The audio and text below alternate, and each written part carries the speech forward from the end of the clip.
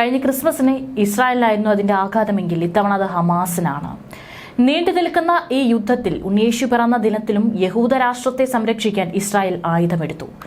ഇപ്പോൾ ഇറാൻ പിന്തുണയുള്ള യമൻ ഗ്രൂപ്പിനെതിരായ ആക്രമണങ്ങൾ അടുത്ത കാലത്തായി വർദ്ധിക്കുമെന്ന് മുതിർന്ന ഉദ്യോഗസ്ഥർ സൂചന നൽകിയതിനാൽ ഹൂതി വിമതരുടെ ആക്രമണങ്ങൾ തടയുന്നതിനുള്ള മാർഗമായി ഇറാനെ ആക്രമിക്കുന്നതിൽ ശ്രദ്ധ കേന്ദ്രീകരിക്കാൻ മൊസാദ് മേധാവി ഡേവിഡ് ബാർണിയ ഇസ്രായേൽ നേതൃത്വത്തെ പ്രേരിപ്പിക്കുന്നുണ്ട്. എന്നാൽ ഇറാനെതിരെയുള്ളതിനേക്കാൾ ഹൂതികൾക്കെതിരെ തന്നെ ആക്രമണം നടത്താൻ ഇഷ്ടപ്പെടുന്ന പ്രധാനമന്ത്രി ബെഞ്ചമിൻ നെതന്യാഹുവിന്റെയും പ്രതിരോധ മന്ത്രി ഇസ്രായേൽ കാറ്റ്സിന്റെയും അഭിപ്രായത്തിന് വിരുദ്ധമാണ് ബാർണിയ സ്വീകരിച്ചിരിക്കുന്ന നിലപാട്. യമനിൽ നേരത്തെ നടന്ന 3 റൗണ്ട് സ്ട്രൈക്കുകളുടെ ഫലങ്ങളുടെ അഭാവത്തെക്കുറിച്ചുള്ള ചർച്ചകളുടെ ഒരു പരമ്പരയിലാണ് ബാർണിയ ഈ ഓപ്ഷൻ ഉന്നയിച്ചത്.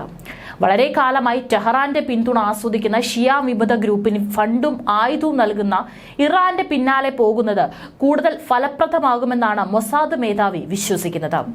നമുക്ക് ഇറാനെതിരെ ശക്തമായി മുൻപോട്ട് പോകേണ്ടതുണ്ട്. നമ്മൾ ഹൂതികളെ മാത്രം ആക്രമിച്ചാൽ അവരെ തടയാൻ തങ്ങൾക്ക് കഴിയുമെന്ന് ഉറപ്പില്ല എന്നാണ് മൊസാദ് മേധാവി പറഞ്ഞിരിക്കുന്നത്. എന്നാൽ നെതന്യാഹു ബാർണിയുടെ വിലയിരുത്തലിനോട് വിയോജിക്കുകയും പകരം ഇറാൻ വ്യത്യസ്തമായ ഒരു പ്രശ്നമാണ്, അത് ഉചിതമായ സമയത്ത് കൈകാര്യം ചെയ്യുമെന്ന് അനുമാനിക്കുകയും ചെയ്തു. നെതന്യാഹുവിന്റെ നിലപാട് സുരക്ഷാ സ്ഥാപനത്തിലെ മുതിർന്ന അംഗങ്ങളും പങ്കിട്ടു. കഴിഞ്ഞ 10 ദിവസമായി ഹൂതികൾ 5 ബാലിസ്റ്റിക് മിസൈലുകളും 5 ഡ്രോണുകളെങ്കിലും ഇസ്രായേലിലേക്ക് വിക്ഷേപിച്ചിട്ടുണ്ട്. ഹമാസ് ഭീകര സംഘടനയ്ക്കെതിരായ യുദ്ധത്തിനിടയിൽ ഗാസയെ പിന്തുണച്ച് ഒരു ക്യാമ്പയിനാണ് ഇത് എന്നാണ് ഭീകര സംഘടന പറയുന്നത്. ബുധനാഴ്ച വൈകുന്നേരം ജെറുസലേമിൽ പ്രധാനമന്ത്രിയുടെ ഓഫീസ് ജീവനക്കാർക്കായി ഹനൂക്ക മെഴുകുതിരി കത്തിച്ചപ്പോൾ മേഖലയിലെ ഇസ്രായേലിന്റെ മറ്റു ശത്രുക്കൾക്ക് സംഭവിച്ച അതേ ഗതി ഹൂത്തികൾക്കും അനുഭവിക്കുമെന്ന് നെതന്യാഹു പ്രതിജ്ഞയെടുത്തു. അന്നത്തെ മക്കാബികളുടെ വിജയത്തിന്റെയും ഇന്നത്തെ മക്കാബികളുടെ വിജയത്തിന്റെയും സ്മരണയ്ക്കായി ഞങ്ങൾ ഇന്ന് ഹനൂക്കയുടെ ആദ്യത്തെ മെഴുകുതിരി കത്തിക്കുന്നു എന്നാണ് അദ്ദേഹം പറഞ്ഞിരിക്കുന്നത്. ഞങ്ങൾ അന്ന് ചെയ്തതുപോലെ അടിച്ചമർത്തുന്നവർക്കും ഇവിടെ ഞങ്ങളുടെ ജീവിതത്തിന്റെ നൂൽ മുറിക്കുമെന്ന് കരുതിയവർക്കും ഞങ്ങൾ പ്രഹരമേൽപ്പിക്കുന്നു. ഇതെല്ലാവർക്കും ബാധകമാണെന്നാണ് ഹമാസ്, ഹിസ്ബുള്ള, അസദ് ഭരണകൂടവും മറ്റുള്ളവരെ പഠിപ്പിച്ചത് ഹൂത്തികളും പഠിക്കും. സമയമെടുത്താലും ഈ പാഠം മിഡിൽ ഈസ്റ്റിലുടനീളം പഠിക്കുമെന്നാണ് അദ്ദേഹം ഹനൂക്ക മെഴുകുതിരി കത്തിച്ചുകൊണ്ട് വാഗ്ദാനം ചെയ്തിരിക്കുന്നത്.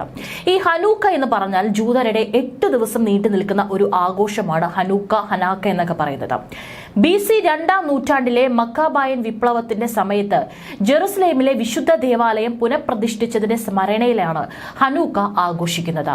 സമർപ്പിക്കുക അല്ലെങ്കിൽ പ്രതിഷ്ഠിക്കുക എന്നാണ് ഹനൂക്ക എന്ന എബ്രായ വാക്കിന്റെ അർത്ഥം.